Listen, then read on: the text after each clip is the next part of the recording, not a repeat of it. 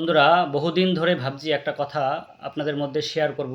একান্ত আমার ব্যক্তিগত মতামত, তবু আপনাদের মধ্যে শেয়ার করার ইচ্ছা হয়েছে, কিন্তু অনেক দিন ধরে ভাবা সত্ত্বেও আমি শেয়ার করে উঠতে পারিনি, বা কেমন যেন একটা লাগছিল। যাই হোক, তবুও আমি আপনাদের মধ্যে আজকে এটা শেয়ার করি যে এই যে সরকার অন্নপূর্ণার জন্য যে ৩,০০০ টাকা সবাইকে দিচ্ছেন, আপনারা যারা পাচ্ছেন তারা অবশ্যই খুশি, কারণ কোনো কিছু আপনাদের না করেই টাকাটা পেয়ে যাচ্ছেন। এটা সত্যি খুব আপনাদের জন্য খুবই লাকি আর কি, যাকে বলা হয় লাকি লটারি যাকে বলে। তবে এটার ক্ষেত্রে নিতে গেলে হয়তো যে অনেক রকম কথা অনেকে বলছে, যারা পুরুষ মানুষ হোক বা যারা পাচ্ছে না, তারা যে ফাও টাকা হাত পেতে নেওয়া বা এরকম একটা, যাই হোক কিছু একটা। কিন্তু তবে আমার মতে এই যে টাকাটা দেওয়া হচ্ছে হিউজ পরিমাণ টাকা, কিন্তু কম নয়। ৩,০০০ টাকা পার মান্থ, পার ডে ১০০ টাকা, বছরে ৩৬,০০০ টাকা একদম ফ্রি অফ কস্ট। এবং এই টাকাটা কিন্তু আপনার আমার প্রত্যেকের কিন্তু ট্যাক্সের থেকেই আসছে। যে পাচ্ছে তারও এর মধ্যে কন্ট্রিবিউশন আছে। নুন কিনতে গেলেও তাকে ট্যাক্স দিতে হয়, রাস্তাতে চলতে গেলেও তাকে ট্যাক্স দিতে হয়, এইরকম সমস্ত কিছু। এবং যারা সরকারি কর্মচারী, যাদের মাইনে বেশি, তারা তো ট্যাক্স দিচ্ছেই, বা শিল্পপতি, প্রত্যেকের ট্যাক্সের থেকেই কিন্তু এই টাকাটা আসছে। তবে আমার প্রশ্ন অন্য জায়গায়, আমি পুরো একটু অন্য লেভেলে ভাবছি, বা একটু আপনারা হয়তো বুঝতে পারবেন কিনা জানি না, খারাপ ভাববেন না। ব্যাপারটা হচ্ছে, এটা দেশের কথা ভাবছি, যে এই যে টাকাগুলো যাচ্ছে, সেই টাকাগুলো যদি আমরা কর্মের মাধ্যমে অর্জন করতাম, অর্থাৎ আমাদেরকে প্রত্যেক যারা এই যে অন্নপূর্ণা মায়েরা রয়েছে, তাদেরকে যদি কিছু কাজ দেওয়া হতো এবং তাদেরকে টাকার পরিমাণটা যদি আরেকটু বাড়িয়ে দেওয়া হতো, তো কাজের ভিত্তিতে যে যেরকম কাজ করবে তার অ্যামাউন্টটা সেরকম হবে, এবং তাদের বাড়িতে বসেই যাতে কাজের সুবিধাটা তারা পেতে পারে। এটা কিন্তু চীন দেশে প্রায় প্রত্যেক বাড়িতেই ছোটোখাটো শিল্প রয়েছে, যারা হাতে তৈরি জিনিস তৈরি করেন এবং বা শিল্পের মাধ্যমে কারখানায় তারা তৈরি করেন বাড়িতেই। সেগুলো কিন্তু তারা বিদেশে বিক্রি করেন, বা দেশের মধ্যে বিক্রি করে তারা কিন্তু নিজে লাভবান হয়। অর্থাৎ তাদের যে হাত খরচা বলুন বা পারিবারিক যে ইনকাম, সেটা কিন্তু তারা বৃদ্ধি করছেন এইভাবে, এবং তারা আত্মনির্ভর হয়ে উঠছে। এবং দেশ আজকে কোথায় চলে গেছে! চীন কিন্তু আমাদের পরে স্বাধীন হয়েছে। আমাদের পরে স্বাধীনতা লাভ করা সত্ত্বেও আজকে চীন কোথায়, আমরা কোথায়, একটু ভাবুন। আজকে চীন বিশ্বের দ্বিতীয় বৃহত্তম অর্থনৈতিক দেশ। তো তারা যেভাবে এগিয়ে চলেছে, আগামীতে চীন কিন্তু বিশ্বের ১ নম্বর দেশ হতে চলেছে বিভিন্ন দিক থেকে। অর্থনীতি বলেন, শক্তি বলেন, সামরিক দিক থেকে বলেন, বা শিল্প, কৃষি, সমস্ত যে শিল্প, কৃষি দেখেন, টেকনোলজি কোথায় পৌঁছে গেছে চীন, আর আমরা কোথায় রয়েছি। তাই এই যে যে টাকাগুলো দেয়া হচ্ছে, আমি বলছি না যে অনেকের প্রয়োজন, অবশ্যই এই টাকাটা তাদের অনেকের বহু উপকারে লাগে। ছাত্রের বাড়িতে যারা বাচ্চারা রয়েছে, তাদের টিউশনি থেকে শুরু করে তাদের বই খাতা কিনে দেওয়া, তাদের যেই একটা পুজোর সময় আসলে জামা প্যান্ট কিনে দেওয়া, বা বিভিন্ন বিপদের সময় ডাক্তার খরচা, বা বিভিন্ন রকমভাবে কিন্তু তাদের এই ৩,০০০ টাকাটা বহু উপকারে লাগে। এরকম বহু মানুষ কিন্তু আমাদের ভারতবর্ষে, পশ্চিমবঙ্গে রয়েছেন। সেটা আমি চাইবো যে তাদের যদি এই সমস্ত জিনিসগুলো, অর্থাৎ শিল্প, তাদের এই যে রেশন বা স্বাস্থ্য, শিক্ষা, এগুলো যদি একদম ফ্রি করার ব্যবস্থা করা হয় এবং উন্নত করা হয়, তাহলে কিন্তু তাদের কিন্তু এগুলো অনেকটা সেফটি হবে। সেগুলোর জন্য আমাদের চাই প্রচুর অর্থ। এই অর্থটা কোথা থেকে আসবে? শিল্প একটা মাধ্যম, যার মাধ্য দিয়ে কিন্তু বহু কর্মসংস্থান হতে পারে, এবং বহু বিদেশি মুদ্রা আমরা পেতে পারি, এবং আর্থিক অবস্থা দেশের বহু ভালো হতে পারে। সেই শিল্প, কুটির শিল্প হোক আর বড় শিল্প হোক, বড় শিল্পের হাত ধরে ছোট শিল্প আসে, এটা স্বাভাবিক। কিন্তু বড় শিল্পও আসুক, আমি এটাও চাই যে আমাদের রাজ্যে, দেশে বড় বড় শিল্প হোক। এবং যারা মায়েরা এই যে টাকাটা নিচ্ছে, তাদেরকে যদি কিছু কাজের বিনিময়ে টাকাটা দেওয়া হতো, আমার মনে হয়, আমি মানে ব্যক্তিগত দিক থেকে বলছি, আমি অনেক মানে খুশি হতাম। কারণ তাদের যে আত্মমর্যাদা, এবং তারা যে আত্মনির্ভর মহিলারা হতো, এবং আত্মনির্ভরের সঙ্গে সঙ্গে তারা নিজেরা তো হতোই, দেশটাও কিন্তু আত্মনির্ভর হতো। এবং এই যে উৎপাদনটা অতিরিক্ত যেটা, সেটা আমরা বিদেশে বিক্রি করে কিন্তু বৈদেশিক মুদ্রা অর্জন করতে পারতাম। এবং দেশের মধ্যে যে জিনিসগুলো আমরা চীন থেকে কিনি বা বিভিন্ন দেশ থেকে কিনি, সেই জিনিসগুলো আমরা নিজেরা যদি তৈরি করে নিজেদের মধ্যে বিক্রি করি, তাহলে নিজেদের মধ্যেই টাকাটা থেকে যাচ্ছে, নিজেদের উন্নতি। কারোর বিদেশ থেকে টাকা দিয়ে আমাদের কিনতে হচ্ছে না, অর্থাৎ বিদেশের হাতে টাকাটা দিতে হচ্ছে না ট্যাক্স স্বরূপ, বা বিদেশ লাভবান হচ্ছে। অর্থাৎ চীন আজকে প্রত্যেকটা দেশে প্রচুর পরিমাণ জিনিস এক্সপোর্ট করে বা বিক্রি করে। সেক্ষেত্রে তারা দিন দিন প্রচুর বড়লোক হয়ে যাচ্ছে, বা আর্থিক উন্নতি হচ্ছে। সেক্ষেত্রে আমরা পিছিয়ে পড়ছি। আমরা যাতে পিছিয়ে না থাকি, এই যে প্রকল্প অবশ্যই ভালো উদ্দেশ্য হোক বা যে উদ্দেশ্য নিয়ে চালু করা হোক না কেন, এটা যদি যে যেরকম কাজ করবে বাড়িতে বসে, কারোর সময় বেশি কারোর সময় কম, সংসারে অন্যান্য কাজ করতে হয়, যে যেটুক সময় দেবে সে সেই রকমভাবে ইনকাম করতে পারবে। এবং তার সঙ্গে যদি সামান্য সরকার বোনাস হিসেবে দিতে চায় সেটাও কিন্তু ভালো, আমার সেটা দিক। কিন্তু কাজের মাধ্যমে যদি দেওয়া হতো না, তার গুরুত্বটা আলাদা থাকতো। অর্থাৎ ফ্রি জিনিসের মূল্য কিন্তু কেউ কোনো দিন দেয়নি, দিতে জানবেও না। এটা আপনারা আপনি আমি সবাই জানি। তাই ফ্রি জিনিসটাকে একদম ফ্রি না করে এইটার সঙ্গে যদি কিছু কাজের বিনিময়ে বাড়িতে বসে করতে দেয়া হতো, আমার মনে হয় এটা বেটার হতো। যাই হোক, আমি সরকারের দৃষ্টি আকর্ষণ করব যে এই বিষয়টা যদি ভেবে দেখা হয়। অবশ্যই ওখানে যারা বড় বড় মাথা রয়েছে তারাও, তাদের মাথায় হয়তো কোনো প্ল্যান আছে, ভবিষ্যতে হয়তো আসতেও পারে।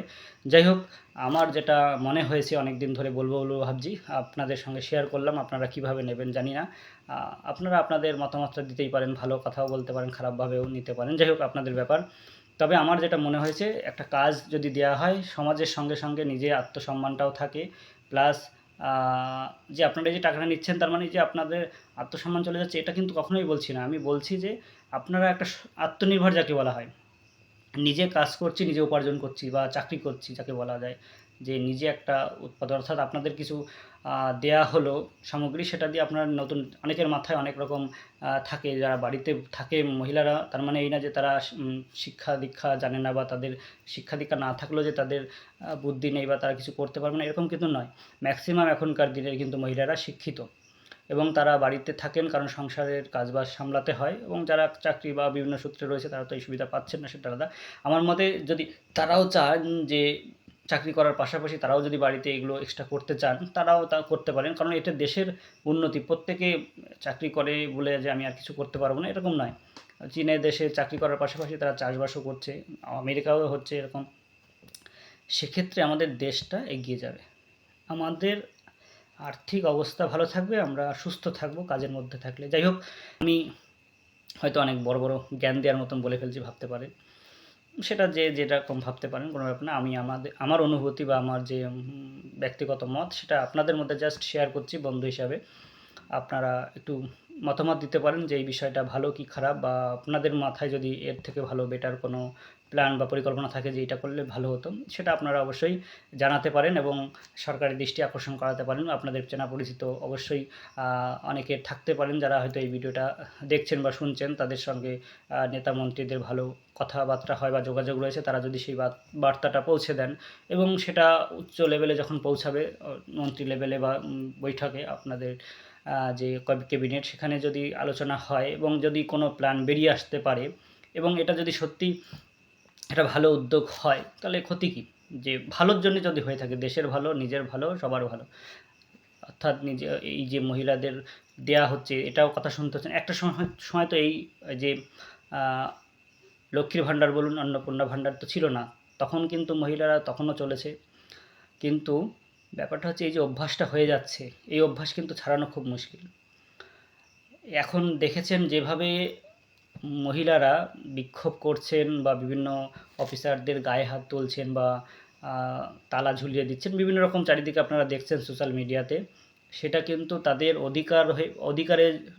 অধিকারটা আপনারাই দিয়েছেন বা আমরাই দিয়েছি, যে ভোটের কারণ লোভে হোক বা কোনো কারণে হোক। কিন্তু ব্যাপারটা হচ্ছে এই জিনিসটা বন্ধ হওয়া দরকার কি দরকার না, আপনারা একটু বলবেন। আর এর বন্ধ না হোক, কিন্তু এর বিকল্প ব্যবস্থা, অর্থাৎ কাজের মাধ্যমে যদি এই টাকাটা দেওয়া হয় এবং কাজ করার সঙ্গে সঙ্গে, অর্থাৎ কিছুটা কাজ করলেও তার সঙ্গে কিছুটা টাকা ধরে দেওয়া, যাকে বলে কিছুটা দিলাম, তাহলেও কিন্তু তার আত্মমর্যাদা থাকছে, বা তার আত্মনির্ভর যাকে বলে, সে কিন্তু আত্মনির্ভর হতে পারছে এবং সেও মনে মনে খুশি হবে যে আমি আমার কাজের যে পারিশ্রমিক সেটা পেলাম এবং আমি আত্মনির্ভর হলাম, আর্থিক সচ্ছল হলাম। আমি আমার সংসারের কিছু ক্ষেত্রে কন্ট্রিবিউশন করতে পারবো, তারও ভালো লাগবে যে এই জিনিসটা তৈরি হচ্ছে বাড়িতে, আমি তার মধ্যে কিছু টাকা সাহায্য করলাম, বা আমার সন্তানের পড়াশোনার পেছনে যে টাকাটা দিচ্ছে স্বামী, আমিও কিছুটা কন্ট্রিবিউট করলাম। এটা কিন্তু একটা ভালো পজিটিভ দিক, তারও খুব ভালো লাগবে। সবসময় কথা শুনতে হবে না যে অন্যের উপর নির্ভরশীলতা, যে এই যে একটা হীনমন্যতা, সেই হীনমন্যতায় কিন্তু আর ভুগতে হবে না। যাই হোক, এবং সরকারের এত আর্থিক বোঝাও নিতে হবে না। এই যে প্রচুর পরিমাণে 35,000 কোটি টাকা শুধুমাত্র 8 মাসের জন্য বাজেট ধার্য করা হয়েছে। 8 মাসে অন্নপূর্ণা ভাণ্ডার দিতে, অন্নপূর্ণা যোজনার টাকা দিতে 35,000 কোটি টাকা, যে টাকা দিয়ে শিল্প, স্বাস্থ্য, শিক্ষা এবং যে দেশের সুরক্ষা, বিজ্ঞান, টেকনোলজি, অন্য বিভিন্ন খাতে কিন্তু বা যোগাযোগ ব্যবস্থার এগুলো কিন্তু খাতে আমরা ব্যয় করতে পারতাম এই টাকাটা। সেটা কিন্তু হবে না, কারণ এই টাকাটা কিন্তু প্রত্যেক মাসে দিতে হবে। বন্ধ হয়ে গেলে আন্দোলন, বিক্ষোভ বিভিন্ন রকম, কারণ অধিকারে পরিণত হয়েছে এটা অধিকার। সেইটা কিন্তু আমরা যারা নেতারা তারাই কিন্তু দেখিয়েছে, বা যারা দেশের শাসক তারাই কিন্তু এই পথটা দেখিয়েছে, তারা অধিকারটা দিয়েছে বলেই তাই হয়েছে। কিন্তু কাজ, এর বিনিময়ে যদি কাজ দিত প্রথম থেকেই, যদি লক্ষ্মীর ভাণ্ডার না হয়ে যদি প্রথম থেকে এই কাজের বিনিময়ে টাকাটা দেয়া হতো, তাহলে কিন্তু এই অধিকারটা জন্মাতো না, ঠিক আছে, অধিকারে পরিণত হয়ে যেত না। এখন যেটা হয়েছে যে আমরা ভোট দিয়েছি কেন দেবেন না, এই কথাগুলো কিন্তু আসতো না। তারা কাজের বিনিময়ে প্রথম থেকে একটা অভ্যাস তৈরি করা, সেই অভ্যাসটা এত সহজে কিন্তু ছাড়ানো সম্ভব নয়।